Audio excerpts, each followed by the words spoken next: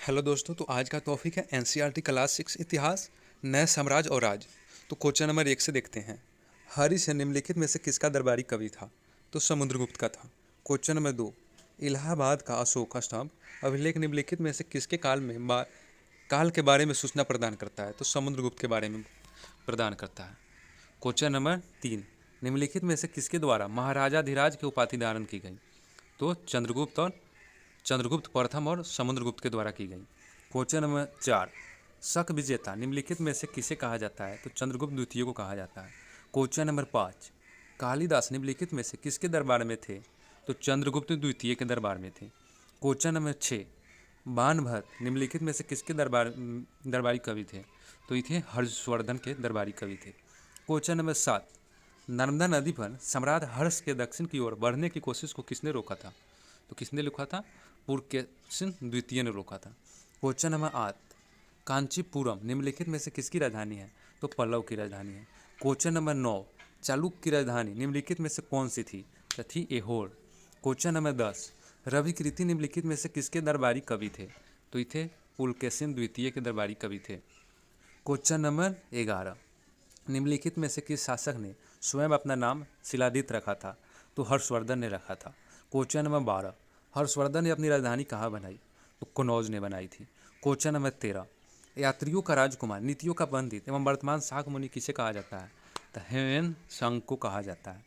Question number 14, Banabhatta मयूर किसके दरबार में रहते थे? तो ये रहते थे हर्षवर्धन के दरबार में।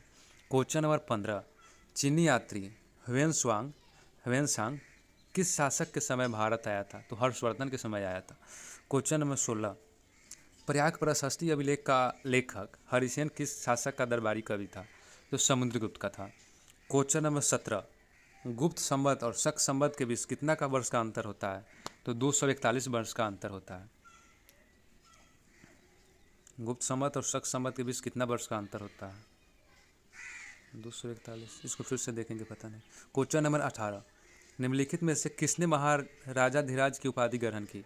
चंद्रगुप्त प्रथम ने की थी। क्वेश्चन नंबर 19, लिच्छवी राजकुमारी देवी के साथ विवाह कर चंद्रगुप्त प्रथम ने किस राज्य को प्राप्त किया? तो वैशाली को किया था। क्वेश्चन नंबर 20, गुप्त वंश में कौन सा पहला शासक था जिसने चांदी के सिक्के चलाए? तो चंद्रगुप्त प्रथम ने चलाए थे। क्वेश्चन नंबर 21, चंद्रगुप्त प्रथम का उत्तराधिकारी कौन था जो 350 ईस्वी में राजगद्दी पर बैठा? तो ये था समुद्रगुप्त। क्वेश्चन नंबर 22, चीनी तीर्थयात्री ह्वेनसांग किसके दरबार में काफ़ी समय के लिए रहे? हर्षवर्धन के साम्राज्य में रहे थे। क्वेश्चन नंबर 23, चालुक्य वंश बतापी सबसे प्रतापी राजा कौन था? तो पुलकेशिन द्वितीय था। क्वेश्चन नंबर 24, हर्षवर्धन को हराकर परमेश्वर की उपाधि किसने धारण की थी? तो पुलकेशिन द्वितीय ने धारण की थी। क्वेश्चन नंबर 25, हर्ष का मतलब हर्षवर्धन का अर्थ क्या है? हर्ष का अर्थ होता है आनंद। क्वेश्चन नंबर 26, चंद्रगुप्त द्वितीय के दरबार में कौन सा प्रसिद्ध कवि था? तो कालिदास था। चलिए फिर मिलते हैं हम लोग अगले वीडियो में।